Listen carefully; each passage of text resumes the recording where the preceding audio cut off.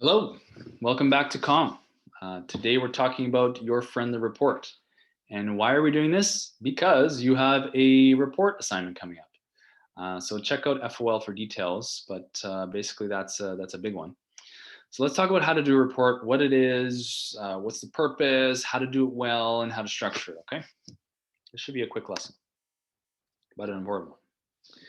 So the short informal report. What is a short informal report? Okay, what's the purpose? So we're talking about something that is short and it's informal. It's not like a major thing, but generally in a business context, this is a document that helps the boss make a decision. Your boss asks you to, hey, give me some statistics on this or an analysis on this, and you produce some information to help this person make a decision, right? Your boss will need information and analysis on the subject and maybe a recommendation about what to do, right? Unfortunately, the boss doesn't have the time to go do this research by him or herself, right? So they ask their subordinates to do a report. Look at the issue from all sides and give me the short version, right? Give me a summary, basically. That's what a short informal report is.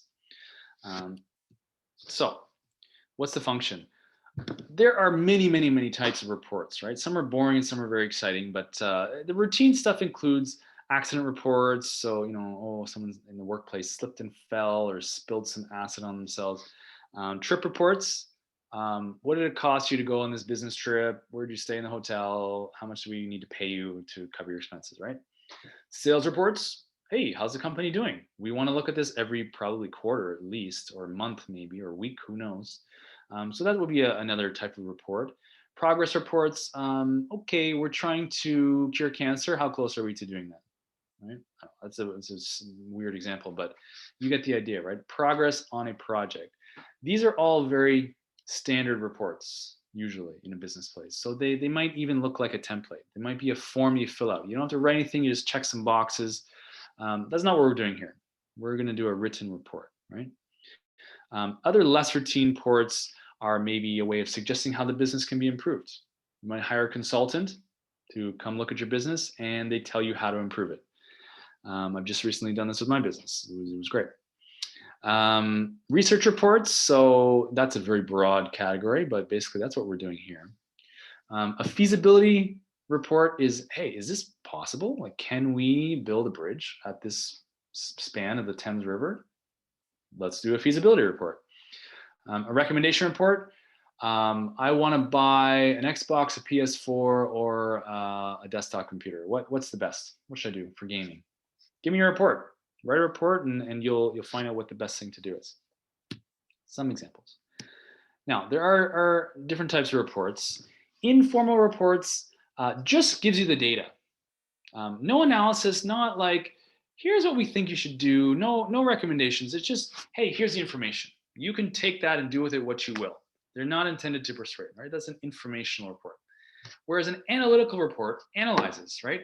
Gives you the data, gives you an analysis. So, okay, we looked at 17 different types of chocolate bars, and we can recommend that probably these ones are the most delicious and the most healthy. That's an analysis report. Conclusion is just, here's what we found. Conclude, wrap up, summarize. Oftentimes they're intended to inform, so give you information and persuade someone to do something, right? Reports in general typically flow upwards in the hierarchy of a workplace, right? You have the CEO at the top, and at the bottom is a frontline staff member, and these reports go upwards. So usually it's you as the employee giving a report to your boss at the higher level, or you, the boss, getting a report from below you from your subordinates, right? Again, this is because bosses are usually busier; they have more on their plate, and they need you to give them a summary. Formats for reports. Okay, what do they physically look like, right? Okay, many different kinds. Printed forms, we've talked about this. Accident report, fill in the form. When did it happen? December 13th. When did it, who was injured? This person. Did they have to go to the hospital? Yes, no, or maybe. A memo is just really a very informal, probably an email usually these days, shorter internal message. It might be, this report is stating that we found that too many accidents are happening around the workplace. So here's what we'd like you to do. That's a memo. A letter, usually again, memos are internal inside the company. Letters go outside the company typically. You want to be more formal usually and have a record. So a report in letter format going outside the company, that's pretty common as well. Now, a manuscript, that just means a very long document.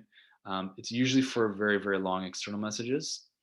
And it may have a memo or a letter of transmittal attached, maybe a table of contents. A memo just would summarize what's in the report, right, in the manuscript. And these things also have usually tables and figures and charts and things like that. Now, a formal report, again, very common. We're not going to be doing that in this course. What's the difference between a formal and an informal report? Really, it's subjective. So a formal report would be like something the government produces, something the college produces, right? An informal report would be something, hey, your boss says, can you get me by Friday the information on this? You don't need to bind it. You don't need to put, a cover on it. It's just an informal report. Whereas formal might be, a little more fancy looking, right? And you might actually store a formal report, right? These might be sort of reference documents. After the Twin Towers were attacked and fell down, there was a investigation, obviously. And what happened was they produced this report, the 9/11 Commission report. That's a formal document. Ontario recently did a analysis of its energy system, its grid, and its production capacity. It produced this report over here, right? Very riveting stuff to read, I can tell you. I worked for the government for a long time. Anyway, those are formal reports, right? Very kind of more serious, will take more time. Don't worry, we're not doing that. Ours is a 4 to 5 page thing, I believe. Okay, let's talk about back to audience analysis. Remember this? What does your audience look like? Who are they? What do they want? What are they expecting? Your audience analysis will determine how you organize your report. So if your readers are informed, AKA they know about the subject matter, if they're supportive, they like what you're about to tell them, and if they want to get the results, they're looking forward to this, then we use a direct pattern. Remember that from very early in the course? Direct pattern means in a document, you put the main idea up front. No burying anything. Put that right up front, right? However, if your audience is, they need to be educated, so they don't know much about the subject. They need to be persuaded. Let's say you're selling something, or you're going to ask them to do something very uncomfortable for them. Or if they're even going to be hostile or disappointed to the information you're about to present, do not use a direct pattern. Use an indirect pattern. Remember our bad newsletter? Sorry, we can't donate to you this year. That's bad news, and we want to use an indirect pattern, which means you kind of bury the information a little bit. In the case if they're not educated, that means you need to add some context first before you present the main idea. So the main idea won't appear up top, right? For purposes of our report assignment coming up, it's direct. It's a direct format. Now listen, I know that some of you won't ever write a report in your life. It's maybe just not something you'll do in your career track. That's not the point. Don't look at this as some unrelated project you have to do. Everything in life is an opportunity to learn something. Same with every person that you meet. The point of this is kind of like the point of an essay. We teachers are trying to teach you how to think, how to flex your brain muscles. We're teaching you skills that will be useful, not just for writing a report. These are transferable skills, just like the ones on your resume. So the question that we're we're testing for this, but we're also trying to teach for this. Can you provide informative, substantial research on a topic? In other words, are you able to think critically, find good sources, factual information? Number 2, can you use critical thinking to reach and defend a logical conclusion? Is your brain strong? That's the question here. Are you critical thinking? Are you a critical thinker? If not, you can improve. Everyone can improve that. Number 3, can you write and proofread effectively? That's a quality you'll definitely use everywhere in your career. It doesn't matter where you work. You will at some point need to write something effectively in order to communicate. And so if you can write well with proper grammars, no spelling mistakes, you're going to do well, right? Think of your resume. Everyone needs a resume. And lastly, can you organize your thoughts coherently? This is related to critical thinking, but it's a little bit beyond this. So it's a little bit of a different thing. Organizing your thoughts just means, hey, does this argument you're about to make sense? All right, let's hope so. So here are some steps to writing this informal report.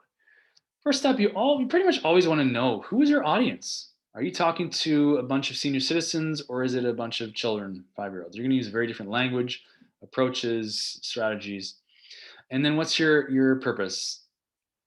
Are you trying to persuade, entertain, inform, deceive? I don't know. And then what's the problem? And by problem here, we mean like, what are we really talking about? Is it, how do we spend our tax dollars? How do we, what type of politicians do we want to elect? How do we cure this disease? What's the problem? Think about that. Think about audience, purpose, audience, and the problem in anything you do. Then once you have that in mind, you have basically a direction. Then go do some research. You won't know what you don't know until you start looking for subject matter, right?